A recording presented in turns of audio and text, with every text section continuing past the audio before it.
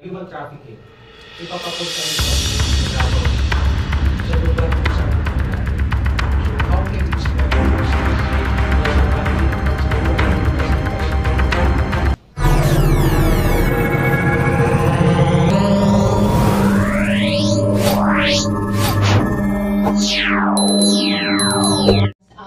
yung question ko po particular kay Kong Joel, pero the rest po can chime in po later. Kung Joel, yesterday po meron kayo nirelease na statement na kumbaga para pong sinasabi po ninyo doon, ang CHR at ang ating judiciary, meron naman po pala talagang mandato para makipagtulungan po sa ICC regarding their investigation dun po sa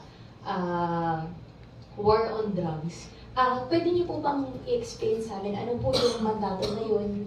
Meron po kayong binanggit na RA 9851, and kung sakali po na hindi po siya masunod, ano po ba yung magiging implication po sa atin? Maraming salamat po. Unang-una po sa lahat, ang Commission on Human Rights, it is an independent body.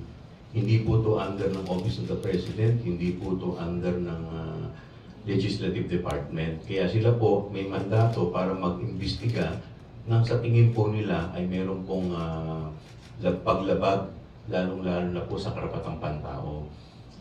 Kaya ko po ito nasabi dahil po marami pong issue na sa ngayon po ang ICC po yata parang nangangalap ng mga ebidensya, nasa proseso po sila ng pag-delete o pag-iimbestiga. Now, what they can do is pag-coordinate po dito sa Commission on Human Rights at yung Commission on Human Rights mismo po pwede silang asistehan o tulungan. Doon naman po sa sa Republic Act 9851, ito po sa batas na to, ito po yung parang binibigyan din po ng mandato ang ating korte para maglitis po ng mga crimes against humanity, crimes against yung mga war crimes, kung ano po yung mga nililitis po ng ICC. Ang pinagkaiba lamang po dito po sa Republic Act 9851, ang binibigyan po ng poder o original and exclusive jurisdiction para maglitis ay ang Regional Trial Court.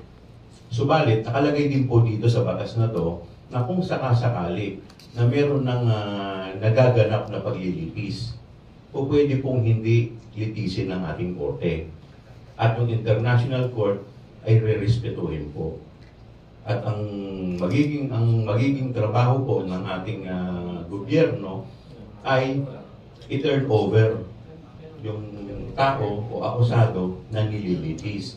Ayon po sa treaty o agreement, international agreement na napagkasunduan ng dalawang bansa. Ngayon, ang tanong po, nag-withdraw na po tayo. Sinasabi po dyan, isa po sa mga issue, nag-withdraw na po tayo. Pero dapat po isipin po natin, noong pong November 1 hanggang 2011, ang nililitis po kasi November 1, 2011 hanggang March 16, 2019. Mga crimes na nakumit po noong mga panahon po ito. Ngayon, kung sakasakali naman po na magkaroon po ng desisyon ang nasabing ICC, we have to remember na tayo po ay meron pong agreement sa UN. At ang UN po at ang ICC po, meron po yung cooperation agreement. So, kaya po, dito po makikita po natin, hindi lamang po ang ating presidente o ang ating gobyerno, hindi lamang po tayo sa ehekutibo o sa legislature. O pwede rin po ang ibang ahensya ng ating gobyerno na gumalaw independently from the executive department. So kung sakali po yung sinasabi po ninyo na yung agreement po between the Philippines and the UN, meron po ba tayong magiging sanction nun? Ang problema po kasi niyan, sa akin po nakikita, tayo po ay kasama po tayo sa United Nations eh. So siyempre, willing po ba tayo na i-risk yung ating relasyon dito po sa United Nations? Siyempre, medyo yung mga foreign relationship po natin dapat iniingatan din po natin. Thank you po. Other topic lang po, hingi lang din po ko ulit ng reaction po or comment from the other representatives po. Regarding po dun sa awaiting na lang po ng decision from the SC kung pahihintulutan po nila na mailipat na po yung pagdinig po dun sa mga kaso ni Pastor Apollo Kibuloy from Davao City to Pasig City. Ano po ba yung magiging implication nun? Mas mapapadali po ba yung pagdinig? With regard to the recommendation of the Office of the Court Administrator asking for the approval from the Supreme Court whether or not to approve the change of venue of the Pastor Apollo case. Generally kasi, ang isang kaso ay pinafile doon po sa lugar kung saan nangyari ang isang krimen. No? So these human traffic violations took place in Davao City, and of course, ang mga biktima po dito ay hindi naman mga ordinaryong tao.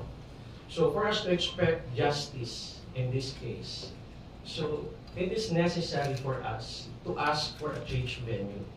Ano? So yun po yung nakikita dito, no, as a legal procedure, no, for us to expect neutrality in the environment, for us to expect fair play and impartiality during the entire course of the legal proceedings. Kailangan po mag-change venue. Can you imagine, ito yung po mga biktima, no, ng mga harassment, human trafficking. Ipapapuntahin mo pa doon sa Davao City, sa lugar kung saan nangyayari. So how can we expect justice? Just imagine, sila po ay magte-testify sa korte. So out of fear, mamaya niyan, baka hindi na po makapag-testify yan. So it is but proper to have a change of venue in the legal course of the proceeding para po makapag-expect tayo ng neutrality in the environment.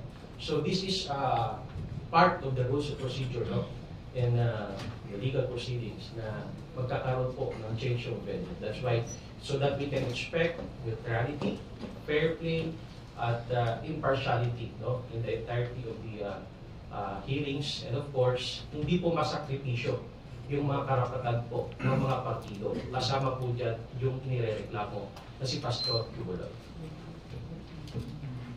In addition to that, gusto ko lang po idagdag na ito po ay hindi dito lamang po sa kaso nangyayari. Nangyayari po talaga yan sa proseso po ng korte. Kapag sa tingin po ng batas, magkakaroon ng whitewash or may impluensya yung tao dun sa lugar, inaalaw po yung mga ganitong proseso, yung change of venue. Sia. Well, I just want to... No, Sia, go ahead. React after it. Yeah, well, lahat naman nung tayo nanonood ng mga games, di ba? Especially basketball games. May kasabihan tayo na may, may kasabihan tayo na yung advantage, home court advantage. And I agree with the two lawyers here, my colleagues, na to insulate the case from any undue interference. Kasi you also have to consider the environment, the place where the case is being heard. Now, a lot of us know how popular, how influential Pastor Kibuloy is in Davao. That's actually his main bailiwick. And for a court to really decide fairly, without any intervention whatsoever from other sectors who are either supportive, hindi lang yung mga nagsusupport ko kay Kibuloy, even those who may have had opposition to Kibuloy, pwede rin po sila magkaroon ng ganung klaseng interference. No? And I think it's just proper kasi sabi nga po ni Congressman Chua, this is a regular occurrence happening in the courts, di ba? Pwede naman. So I think to maintain neutrality, sabi nga nitong jail, and to insulate the case.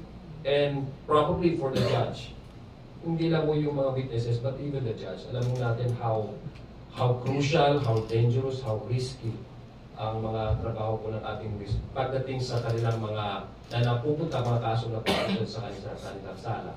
And also for their own security. I think it's better for the case to be explicitly designed on free from intervention, anti-intervention, interference, and to insulate the case from further creating atmosphere of uncertainty within Davao City, because doon po talaga yung heightened yung tension ng mga tao, kasi doon po yung very weak talaga ni Pastor Kibuloy.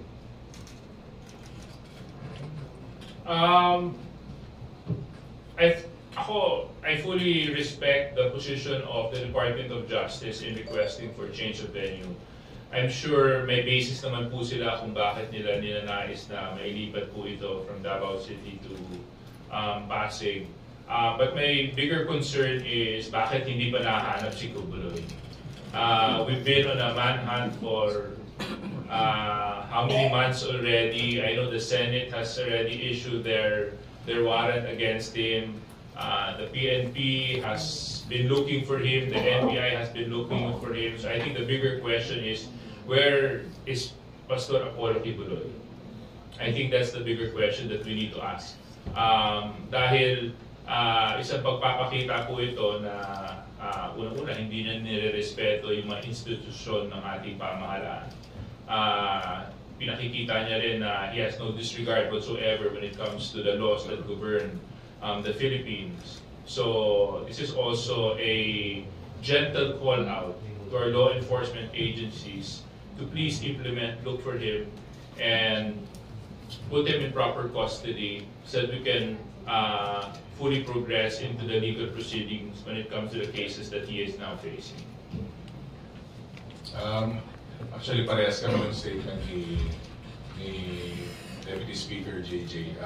Ang i-add ko lang siguro kasi hindi na siya, this is no longer a local issue, national and actually international issue na siya kasi meron din pong outside of our borders, meron din pong mga nakahain against the pastor. So, magnified na po itong kaso na to. Siguro, sabi nga ni Kong Zio, for the safety and interest of yung locals po natin, dinala na po siya sa ibang court. Yun lang po. Thank you. Thank you. Next question from Vic Simintap of Net25.